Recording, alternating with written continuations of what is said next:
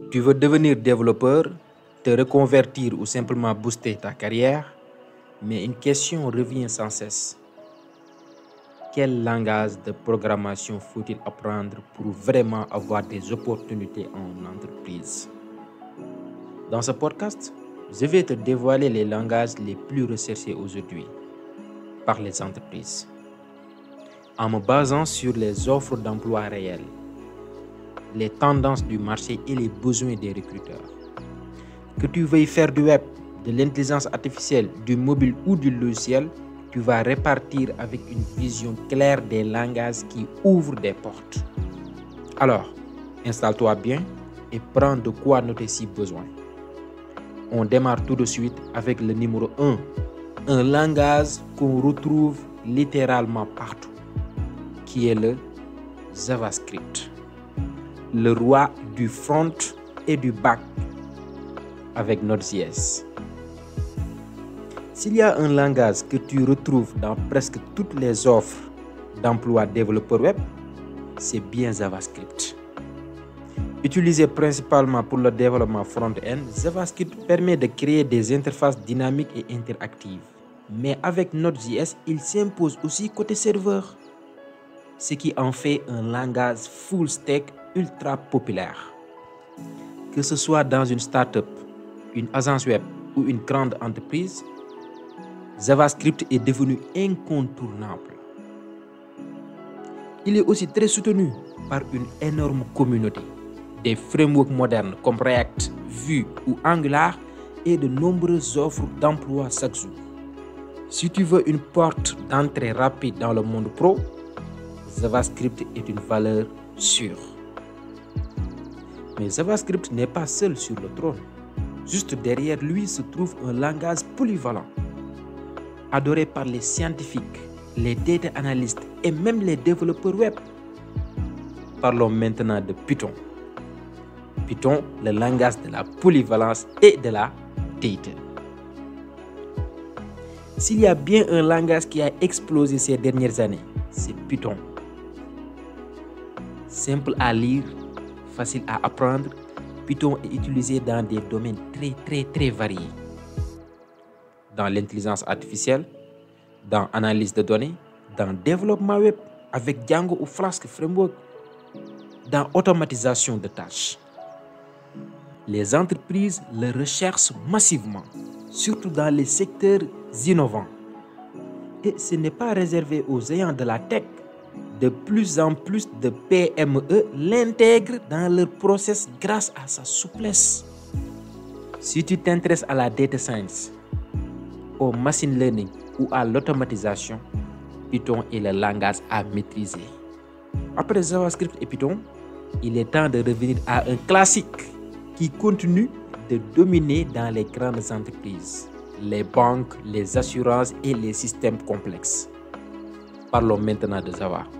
Le Java est le pilier des grandes entreprises. Le Java, c'est le langage des systèmes robustes, durables et hautement sécurisés. Présent depuis plus de 25 ans, Java est toujours massivement utilisé dans les grandes entreprises, notamment dans les secteurs comme la banque, l'assurance, les systèmes d'entreprise, ERP, back-end complexe, etc. Ce qui fait la force de Java, c'est sa portabilité et la richesse de son écosystème, avec des frameworks comme Spring Boot qui le rendent toujours pertinent en 2025. Si tu vises un poste dans une grande structure avec des projets solides et bien cadrés, Java reste un choix stratégique et recherché. Après Java et son monde corporate, on passe maintenant à un langage qui continue de faire tourner une énorme partie du web, souvent sous-estimé, mais toujours présent dans les offres d'emploi. C'est l'heure de parler de PHP. Le vétéran, toujours aussi utile. PHP, c'est un peu le dinosaure du web, mais un dinosaure qui court toujours très vite. Même si on entend parfois dire qu'il est mort, PHP fait encore tourner plus de 75% des sites web dans le monde, notamment grâce à WordPress, mais aussi avec des frameworks modernes comme Laravel.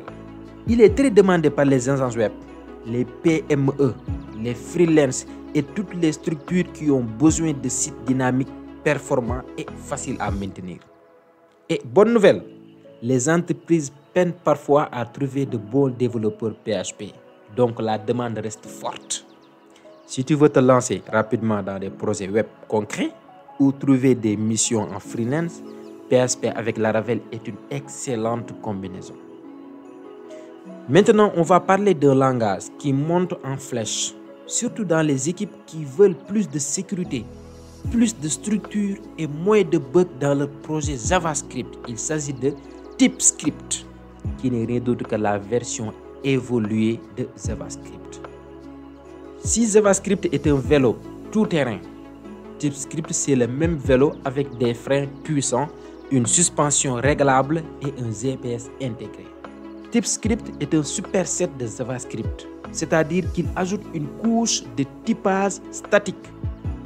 Résultat, le code est plus fiable, plus prévisible et plus maintenable et surtout sur les grands projets.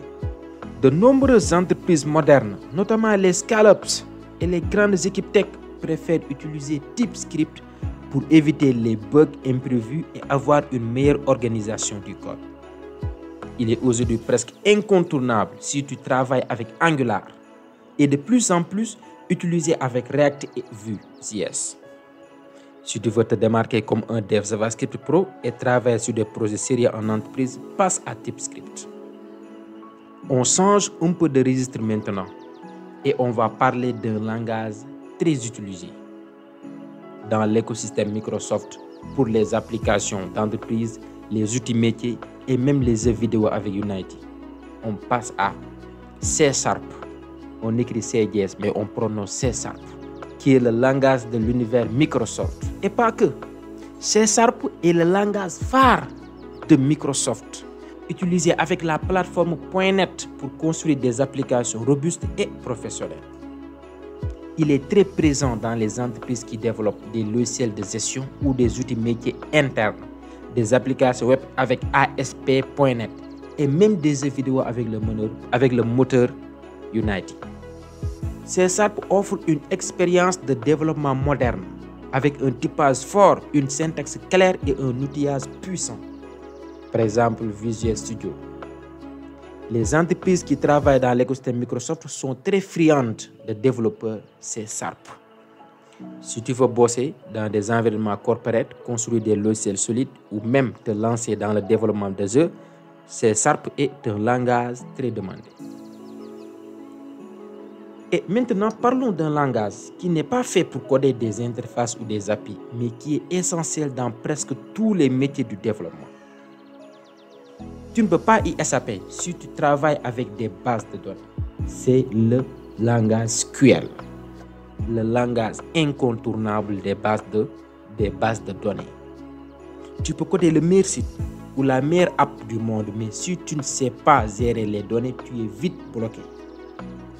SQL veut dire Structured Query Language et le langage universel pour interagir avec les bases de données relationnelles comme MySQL, PostgreSQL, SQL Server ou Oracle.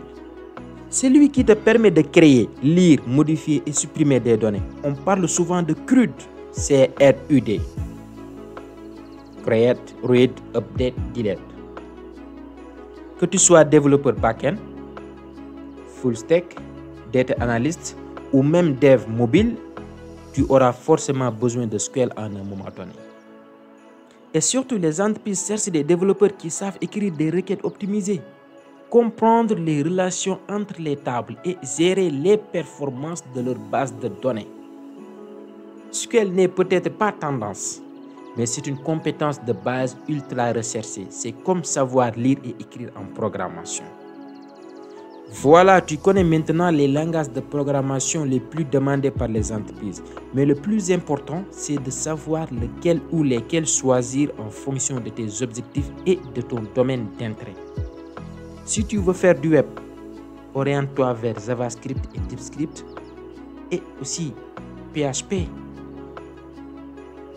Si tu t'intéresses à la data ou à l'intelligence artificielle, Python est un outil incontournable.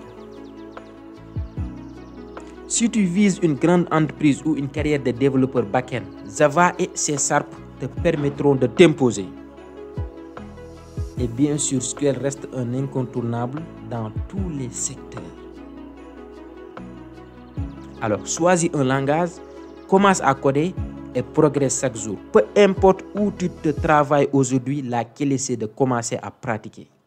Si cette vidéo t'a aidé, n'oublie pas de t'abonner pour d'autres conseils pratiques, de liker et de partager en commentaire quel langage tu veux apprendre en premier. À très bientôt et bon code.